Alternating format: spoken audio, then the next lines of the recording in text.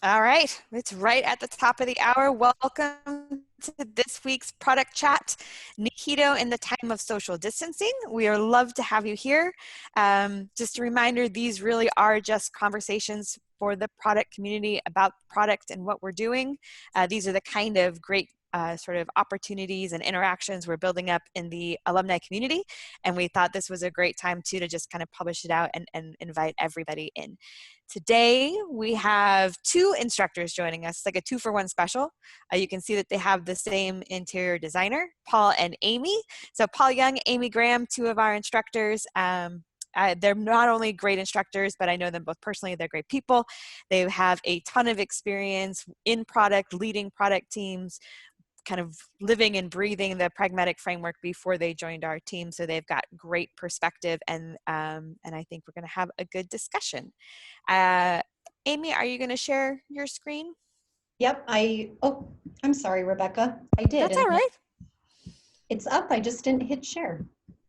None of us ever have any issues with Zoom. We're all seamless. You might see a cat come through. It'll be very exciting here. How's that? All right. So again, you can use ask questions in the chat box at any time. We will be monitoring that. And feel free also to introduce yourself there. And I think we have an assignment to lead off our little talk today. Oh, see, we're just skipping all around. Okay, so Paul and Amy have some things they want to share, but they thought really to help give the conversation as much context as possible, if we could all take just a minute and thinks about when it comes to performing NHITO, right? Before doing market visits, what are the top 3 challenges you have?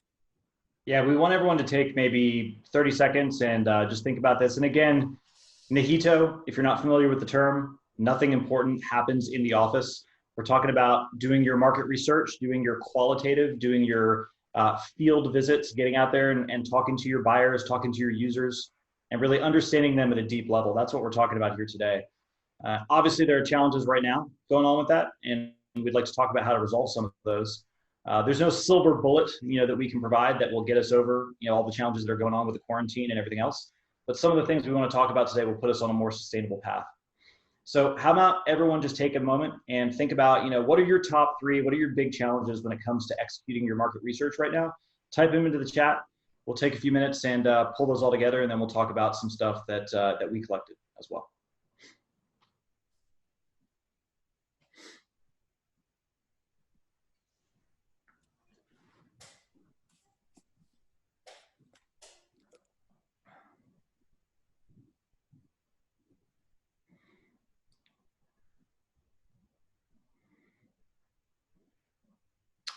Yeah, everybody's very busy getting people to respond. Sales. I see something related to budget. Yeah. Getting access. Yeah, it seems like sales is a theme here. Yep. How do we get into the field without going through that gatekeeper? We'll talk about that. There's also a little trend, Paul, if you saw it, it looks like video capabilities, people not having that capability. Yeah, I think sometimes we take that for granted. Like, surely everyone's on Zoom now. Maybe not. Yeah, if you're talking to people in healthcare, they're probably pretty busy right now. People are furloughed. Ugh, that's tough. Sensitivity during COVID. Yep. Yeah. Yeah. Yeah. What's the right level of appropriateness for research during this time? That's a big question. Yep. People want to focus on other things. It's hard to gather their non-device mannerisms. I like how you put that, Rich. All that body language, all that nonverbal communication stuff. There's one about accessing potentials. Yep. Wow, we have a big list here. We got a lot of stuff to go through today, only 30 minutes. Rebecca, you're gonna have to schedule 2 or 3 more of these. I know, and there's like a dozen people that work in the healthcare, so y'all should start a support group trying to get through this together. Totally. Totally. Sure. All right, I think that's a pretty good list, and luckily I think a bunch of these are things that we have have been seeing in the market as well and can talk to some of those. You want to drill down to the next level, Amy? Sure. So these are some common NHITO challenges, many of which you all mentioned in the chat just a moment ago. But these are ones that Pragmatic has collected over time, and Paul and I pulled out particularly for this discussion, thinking that they would likely come up as trends. So the first one is that we can't travel right now. So with COVID, social distancing, stay-at-home orders, there's barriers, and we can't actually physically get out from behind our computer to go travel and do market research. Or outside of COVID and our current reality, maybe there's also a lack of budget. And if you have a lack of budget, that often creates a scenario where we can't travel for market research either. We don't have budget to get on an airplane. We don't have budget to stay overnight in a hotel. We don't have budget for meals, whatever that is. This is definitely a barrier that we will address for you today and give you some things to think about. Sure. Or maybe budget for tools. Yep. We also hear that it's really hard to access your market, especially now when we saw many of those pop up in the chat. You know, if you're talking to people in the healthcare space, and even not in healthcare, you know, in all these other industries that are impacted, we're all impacted to some degree. And right now, everyone is, someone used the term hunkered down. They're really sort of like batten down the hatches, focus on the core business. You know, how do you actually access those people for research? You know, you can't just freeze your product in place, you know, until this whole thing is over. There's still work that needs to get done. So how do we access your market even when times are tough? We'll get into that. So a couple of you mentioned being buried in tactical activities. Either your customers who you want to do research with are buried in tactical activities, or as product professionals, we're buried in tactical activities. Maybe we're busy attending daily stand-ups. We are creating, you know, helping the marketing team to create collateral messaging. Maybe we're prioritizing and reprioritizing. We're writing requirements. There's this laundry list of really, really tactical things.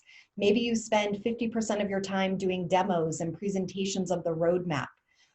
At some point, obviously that stuff will pull you away from these strategic type activities, which one of them is to do market research. So we'll give you some things to think about related to that. Okay. And you can't get face-to-face right now. Obviously, we all know why, but like, is that an excuse for not doing market research? Are there ways around that? You know, how can we take the most advantage of the access we do have to do some things that maybe you couldn't even do if you were face-to-face? One of the cool things I think we're going to get into here is that there are actually some big advantages to the situation that we're in right now. And if you think of it not as a constraint, but as an opportunity to do some new things, it might open your eyes to some ideas that maybe you hadn't really thought of before. Yep. And how about this last one? A couple of you mentioned this as well in the chat. So it's hard to understand what research is appropriate to do during this time of crisis. How can we, or should we still be out doing research in some respect during this really sensitive time? And if so, how do we do this? What are some things we should think about? So we will address that as well for you. Obviously, this is very relevant right now in our current world. So hopefully we can help you with that. All right, so let's get into this, Paul. You want me to take this or you want to take it? Well, let's both do it. You start. All right. So if you are in a situation where you cannot travel, or let's talk about the budget one. You have no budget for travel. Like I said earlier, nothing for airfare, nothing for hotel, can't get out. One of the suggestions is to start locally. So see who you could do market research with that is present in your physical area. I used to tell my product team to draw a 100-mile radius around our office location, or if we had employees who worked remotely, figure out what that 100-mile radius around your home would be, see who you could go talk to, or right now during this particular time, who we could meet with virtually that is locally would work as well, and start there. We don't have to travel the world initially. If you've got global products, there's this pressure to make sure you're getting a really good sample size and you're talking to people across the different geographies. But don't ever be afraid just to get started, to start locally. So we were talking about this before everybody joined up today, how, you know, it looks like, at least here in the US, that the lockdowns are going to happen in waves. And, you know, one state might come off a little bit earlier than another and so on. And so airfare or airplanes might be shut down for a little bit longer. So all the more reason, right? If you were to draw that radius around your office, you can find some people to go talk to in your area that's hopefully coming off of lockdown right now. That's a good starting point. You don't have to hop on a plane. You don't have to find somebody. I'm guessing that for almost all of you on this call, you could find somebody that you could drive to go talk to as a starting point.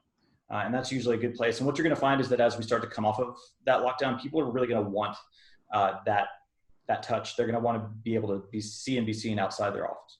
Absolutely. Do your NHITO through technology.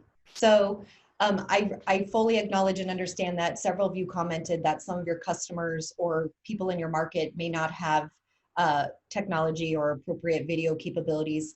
But whatever technology we have, we should absolutely be tapping into that right now. Doing Zooms or whatever webinar software you'd like to use, WebEx, having the users take their video camera and turn it around and like show you what they're doing at their desk. So now obviously it's even more important than ever to tap into that technology and make sure we're harnessing it. So for those that don't have access to video within their customer base, what I would always tell the students I teach is that when we do this ethnographic research, which is what we're talking about here, qualitative research, something like 70% of human communications is nonverbal, right? And when you're not face-to-face, obviously you lose a lot of that. Tools like Zoom bring some of that back. But if my only choice is to do this over the phone, which I'm guessing pretty much everybody has access to, versus not doing it at all, well, obviously we're going to take the phone. It's better than nothing. So use it as a starting point, even if you don't have such advanced technology as this. Start there and then branch out.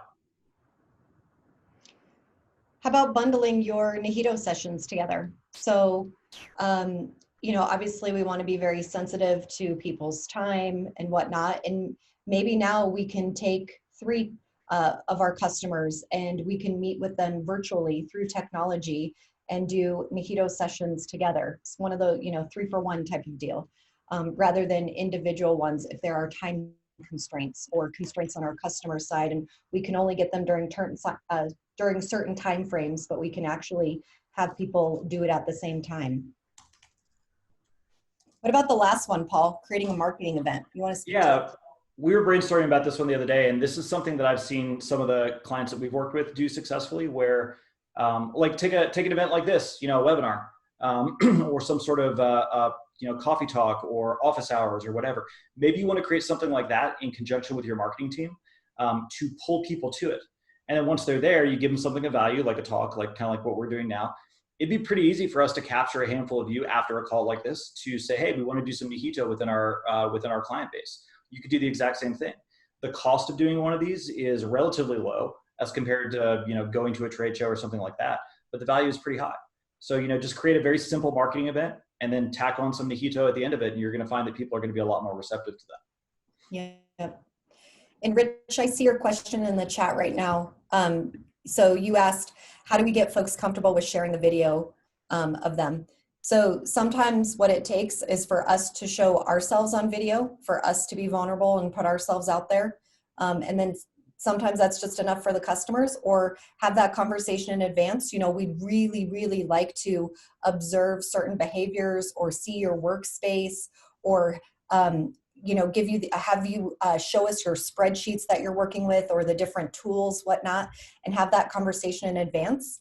At the end of the day, you can't obviously force somebody to get comfortable with technology, but a lot of it is just starting with ourselves.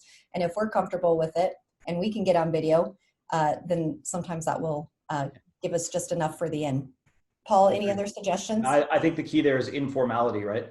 If it's very formal, it's very buttoned up, we're looking at you and I want to examine your workspace, of course nobody's going to want to do that, but hey, we're just some buddies, we're having a chat, we're talking about the problems that are going on in your world. This is not super serious. This is something we do all the time, right? People are going to be a lot more open. We've learned a lot about getting people to turn on their video here at Pragmatic when we teach. And you'll notice that slide we stuck at the very beginning of the class asking you to do just that. Some of you did, some of you didn't, but thank you for those that did.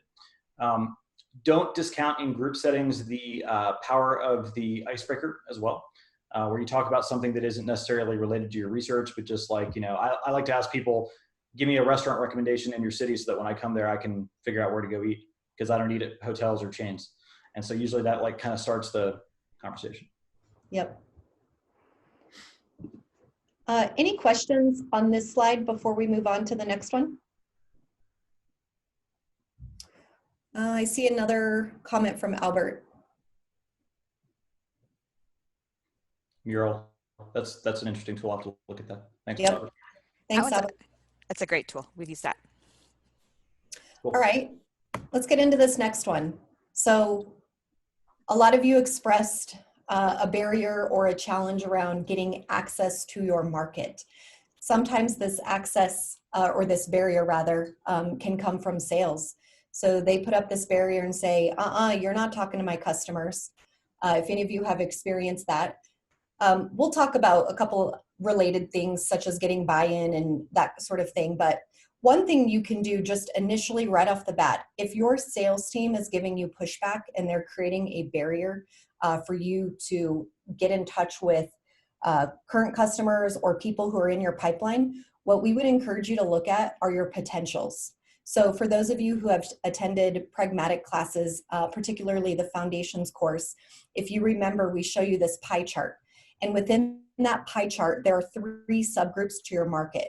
So you have customers, either your customers or your competitors' customers. You also have evaluators, who are people that are shopping. They're actively looking for a solution to the problem. And then you've got a subgroup called potentials. Potentials are people who we assume have the problem. That's why they're in our market segment and we have them included in our market sizing activity. However, they have not started shopping. They're not actively looking for a solution.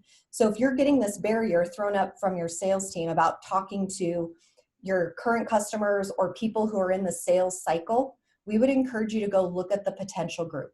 They are free game. They do not have a product in that category yet. They are not shopping, and you do not need permission to go chat with the potentials. So start there. Yep, that's a great point, Amy. Sales doesn't care about potentials yet. They're not shopping. Once they start to shop, sales will care about them a lot. But for right now, that's the domain of product. You should be talking to them. If sales continues to throw up a barrier, and by the way, we're not against sales. Sales is our partner in this. We want to make them our partner. We're not here to bash sales. But if sales is continuing to throw barriers to your access to those parts of the market, there are what I refer to as escalating levels of jerkness that I go through in order to get sales to not want to come. And so the main thing that you're going to want to do is if sales insists on going with you to those meetings, you don't want them there, right? Because if sales is in the room, it changes the tenor of the meeting, makes it a lot less productive from a research perspective. And so what I teach people to do is bring your salesperson with you for the first couple of meetings, but make sure that the first couple of meetings you schedule are with users of your product, not buyers, users only. And get on your Zoom meeting, talk to your user. You're doing all this research. This is great. Your salesperson's on the Zoom call as well. After about 5 minutes of talking to this user, look over at the video feed from your salesperson who's now going like this, right? About 5 minutes after that, they're doing this and they're on mute, right? Your salesperson's going to learn pretty quickly they can't sell anything to a user. And so they will see this is not the best use of their time. They're going to start to self-select out and go to other places. And so they'll see it as non-threatening. So that's another good way to get access. Take sales with you. Just make sure you talk to users. Yep. Another opportunity or thing to think about is to look at your customers that you have for another product that your company sells and to actually target one of those customers if that is a less sensitive area for whatever reason. So you could also say, okay, we've got 3 or 4 or 5 products at this organization or within our company. I'm going to go see if I could talk to a customer that has this product, but hasn't already purchased this product that I'm responsible for as a product professional. So that's another angle you could take as well to try to find potentials if that's a barrier. You don't know where to look. Maybe it's hard to get access to them.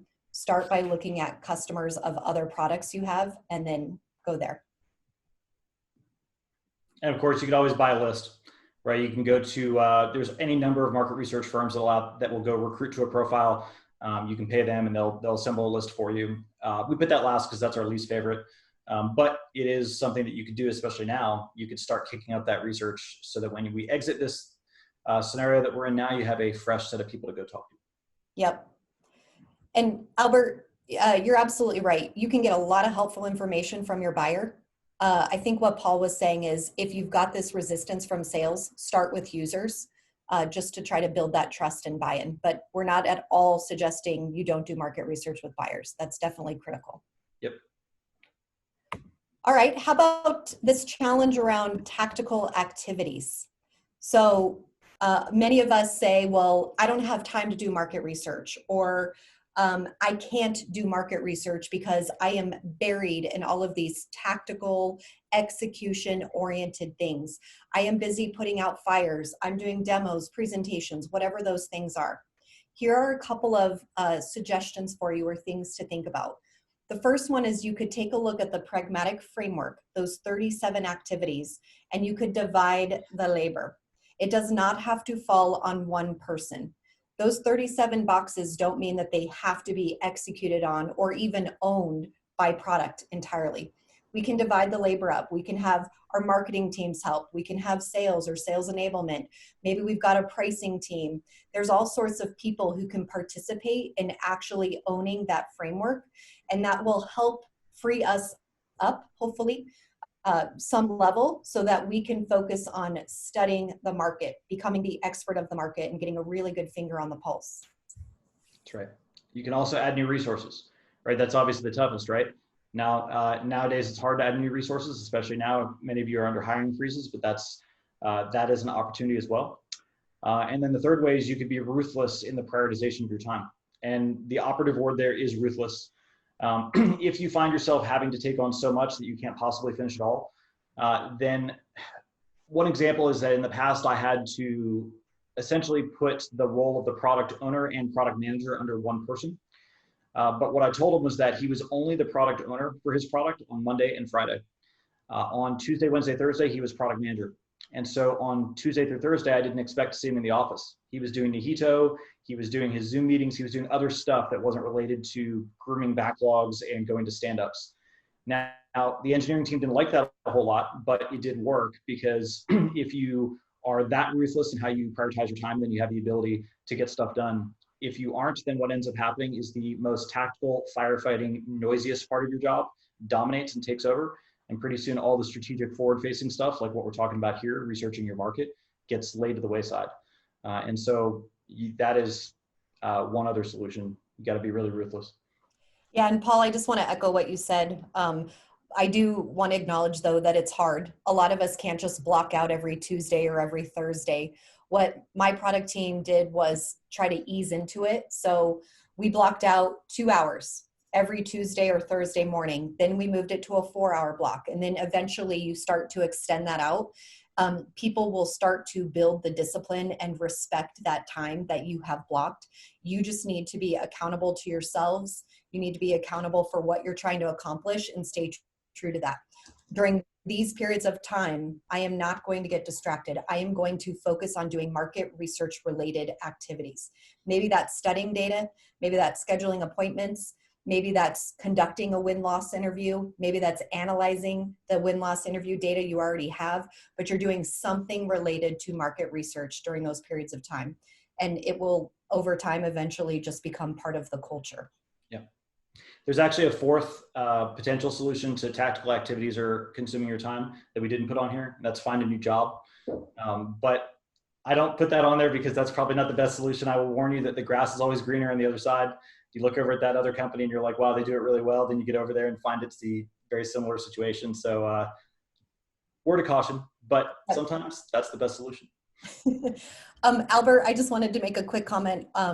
So with naming your PMs, something with a different title that had the word research in it or whatnot, that could certainly help. I don't know if it'll solve all of our woes related to this, but something that you've probably realized before, or what I saw in my career, was a lot of people have a different definition of a product manager. And a lot of people define a product manager as somebody who writes requirements, they work with development, they build the technology. And so if you can start to shift that and really help people understand that there are other responsibilities that we have within our role, maybe putting it in a title helps. A lot of that is cultural, right? And you have to I had to literally reposition the entire way that our company thought about the product team and what we were empowered to do and what we were responsible for, which can take some time. But once that happens, it can make a huge difference. All right, so here's the next one. Oh, I'm sorry. How about you can't get face-to-face? Obviously, this is incredibly relevant right now, where many of us or all of us are under some sort of stay-at-home order. We're working entirely remotely from our homes, and we can't get out of the office, quote unquote, to go get in front of somebody physically. So obviously, one of the things we've talked about already several times is to leverage technology. Paul talked about a phone call. That is absolutely better than nothing. Using some sort of software, whether it be WebEx or Zoom or Adobe Connect or whatever it is, to get that FaceTime even virtually. You can still leverage the power of observation. It's not 100% when we're on video, but it is absolutely better than not doing it at all. And we can have those interview conversations through that technology. Yeah, totally agree. And I think this is a good opportunity to highlight that there are certain things you can do when you're using tools like Zoom that you can't do, or at least not as easily do when you're face-to-face. Like, for example, if I'm doing a NHITO visit with Amy and we're face-to-face, I get to see her native habitat, right? I get to see wherever she lives, where she works. I get to see the way she's laid out her desk and her workflows and all that stuff. You don't get that over Zoom. But what I get over Zoom that I don't get when I'm face-to-face is the ability to record her screen. And so if I'm building software, which I know many of you are, and I give her some simple task in a product, like show me how you administer a user, I can now actually ask her to share and record her process. A lot harder to do that when you're face to face, because it's, it's a little awkward to hold your phone over somebody's shoulder and record them as they go.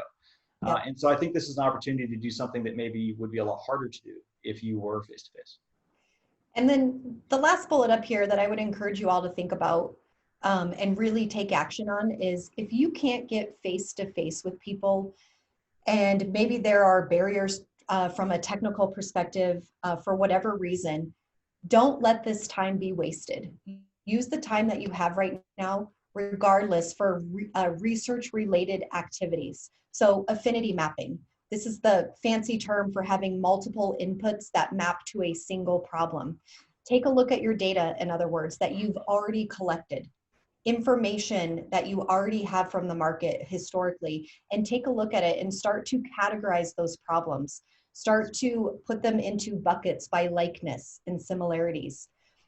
Do persona research. This is a great time to focus on your personas. They are a critical market-driven artifact that affects so many things that we do. And none of you should be building to a faceless user. So personas are 100% critical. Spend the time to make sure you've got up-to-date personas. You're doing persona-based research, not just from an UX perspective, like how they interact with your technology, because our designers will do a lot of that, or we'll do it in collaboration, but research, who are they? Have they aged in, aged out, anything like that? Spend time doing win-loss interviews. Do you still have sales? Are you winning deals? What are the trends and patterns? Are you losing deals? What are the trends and patterns around that? Start scheduling win-loss interviews for the future and analyze all of those trends. Take this time to look at your data or to start collecting the new data. Let's see, we've got a question from Rich. Win-loss, what are some successful ways to get sales participation here? Rich, we could probably talk about win-loss for a really, really long time. Just initially off the top of my head, very quickly, since I know we're running out of time, the thing that I did that shifted the game with getting sales on board was to immediately build a partnership with them and to get their buy-in, to have them be part of the win-loss process. So rather than thinking like product was trying to do this to them, it was, hey, here's what win-loss is. Here's what we're trying to accomplish. Here are the types of questions we intend to ask. Do you have suggestions for additional questions? I really tried to pull them in so that they could be part of the process. I didn't necessarily need them to help me create questions. Pragmatic had given me an entire template for it, but that wasn't the point. I wanted them to be comfortable and to understand and to have as much visibility and transparency into what we were doing. So it was important for them to get on board. And it certainly was much more successful that way. I would say the number one thing is taking the judgment out of win-loss.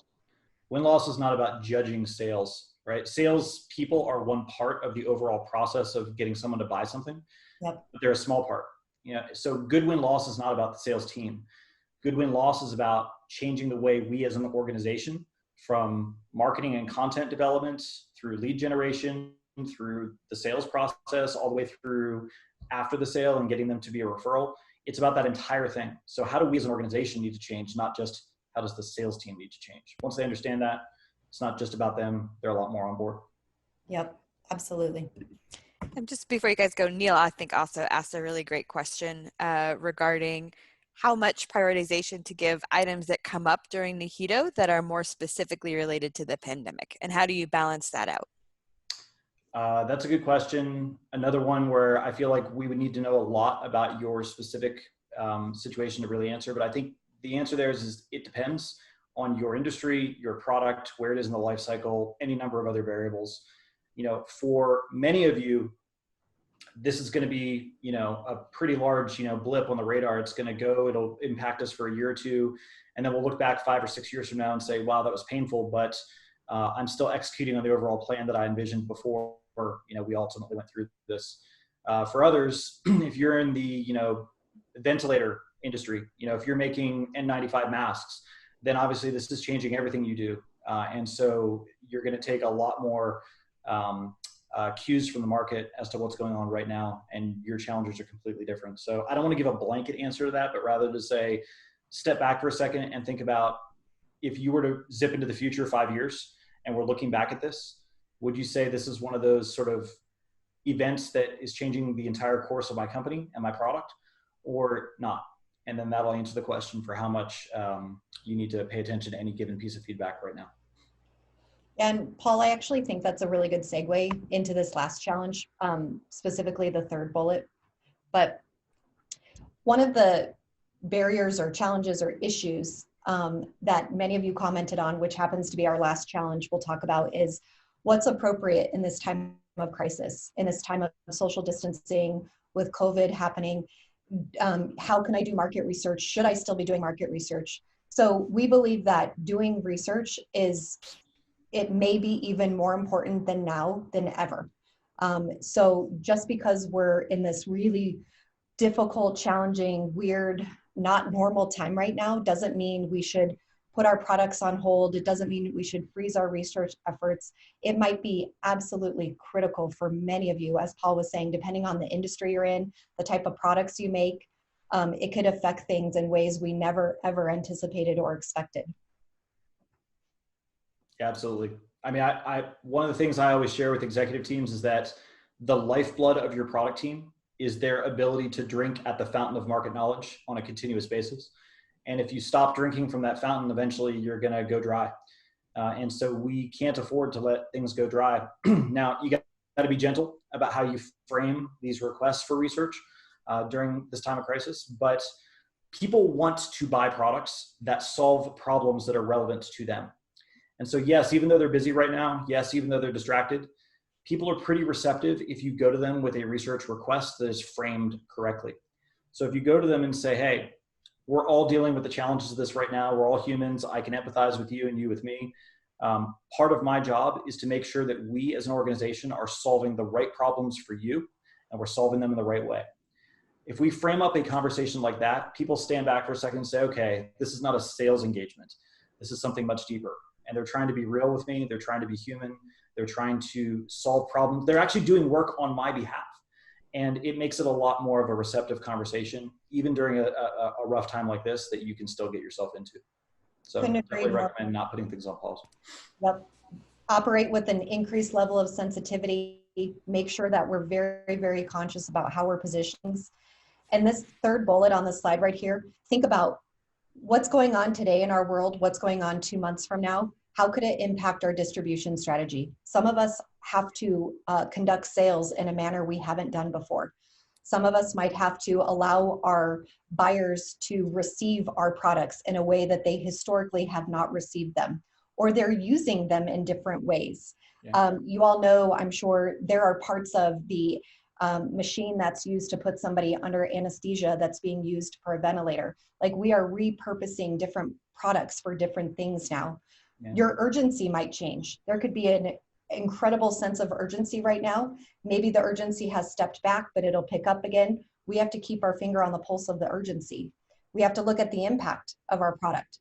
We have to look at the volume. Maybe we're going to sell our product in higher volume now, or the quantity is going to shift drastically because of what's happening. Maybe what we do right now during this period of time is going to have a long-term effect on our brand and our reputation in the market. And it's really, really critical that we're doing research right now to make sure that we're staying in touch with this. So I think a pretty cool example of all these is 3M right now. So we know that 3M makes those special N95 masks that everybody's trying to get. Normally they were selling through channels, right? They would go through channels to distribute to the hospitals and to the other places that they would sell to. And overnight, all of a sudden, everything changed. And now they're engaging in a more direct sales model. They're selling to the government, they're selling to states directly and so on in ways they've never done before. And so all of these things are being impacted for them immediately. So they're having to shift their entire business. And I hope their product team is a big part of leading that charge. Yep. So I want to address Chris's question here just before we end. Agree that this shouldn't freeze my particular product or business, but what about customers who think their product or business should be frozen? Yeah, that's a good question. So let me think about how to answer that. So what I would always tell people is that when they're doing market research, sometimes we have to cast a wide net, yeah? Sometimes the first couple of people we talk to, for whatever reason, even not during COVID, they're not able to talk to us. They're busy, they're distracted, they're doing other stuff. So we cast a wider net. Like Amy said earlier, we talk to potentials instead of just customers. We talk to evaluators and we do win-loss. So we cast the net wider and wider. And the wider you cast the net, the more people fall into it, the more opportunities. It's an at-bats game sometimes, and you have to take more swings to get more hits. And so you might have to take more swings during this quarantine period to get more hits. So it might take a little bit more of your time. If people are not willing to talk to you, don't bash your head against that wall. Instead, okay, fair enough. Move on to the next one until you get a hit. And that might be a little frustrating because you might have to take a lot of swings, but it's worth it because we all know that once you get into that NHITO visit, you start learning things that you didn't otherwise know or confirming things you thought you knew. It's super powerful. Yep. All right, so to wrap up, we pulled together some next steps for you to think about, some specific action items. The first thing is to set up your interview matrix. So this is a pragmatic template for those of you who have taken class, you've gone through the foundations, you've probably heard about it. However, you can create this spreadsheet on your own, but essentially it's going to help you walk through which part of your market segments do you want to hear from? Or think about it, who are you not hearing from? We want to make sure we have a balanced approach. So when Paul and I talk about customers, evaluators, and potentials, is there a group that you're not doing research with? Who do you want to do that with? Set up that interview matrix. In other words, create a plan, set a goal for the number of NHITO interviews you want to do over the next 30 days. So what does that look like? 5, 10, 15? Are you going to do Zoom meetings or WebEx, or how are you going to do this? What will that look like? And set a specific goal. Go ahead, Paul, if you want to take the last two. So yeah, look at your current data. You probably have a lot of data already. And so this is a good opportunity. If you can't get access to people that are in your market right now, well, guess what? You probably have a lot of data sitting around. And that data might not just be from NHITO. It could be from things like, many of you have analytics within your product, so you can see what people are clicking on and what they're using. Have those trends shifted or changed over the last 30, 60, 90 days? So we can start to do some of that trend analysis for maybe things outside of NHITO to amplify the market research that we're going to put on the plate coming up in the next quarter. And then finally, schedule your NHITO, get her done, right? You gotta strip away the excuses and you gotta just ultimately get it done. One of the ways that I would do this with my product teams in the past was that I've put a quota on my product teams for the number of NHITO visits that I would expect them to execute. And if you ever came to a class that I taught, I will tell you that the quota that I would put on my team was typically about a dozen. So in other words, if you're a product manager or product marketer, you're on my team, then about 12 times per quarter, I expect you to get out from behind your desk, either physically or virtually, to interact with somebody in your market. That equates to about 1 market interaction per product manager per week, which I think is pretty reasonable. You know, if you're a product manager and you're not talking to your market at least weekly, kind of begs the question for me, how are you doing your job? And so I think it's pretty reasonable. But the point is, whatever the metric is that's right for you, you got to have some sort of interaction with your market. You got to drink at that fountain of market knowledge, and you got to do it continuously. So set yourself a goal, execute on that goal. A quarter from now, look back and see how you did, see how you can improve. All right. Oh. And it looks like Rebecca has posted the interview matrix template actually in the chat for those of you that want to download it. So you get that freebie. Thank you, Rebecca. Oh, absolutely. Well, thank you, Amy and Paul, for joining us. This was great. And thanks everyone for the great comments, the great questions in the chat. I really like it when you're responding to each other too, and we're having a conversation. That's really great to see.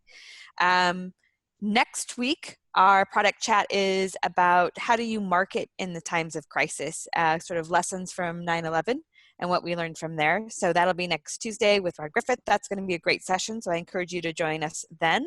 And then again, every Friday at 10:30, we've got an instructor on kind of same bat channel, same bat space to answer questions. It's an Ask Me Anything, office hours if you've got questions on implementation or just trying to brainstorm something. And I believe this week we're going to have Mr. Young back. So if you liked him here, you should join him on Friday. And if you didn't, then, you know, maybe he'll do better. No.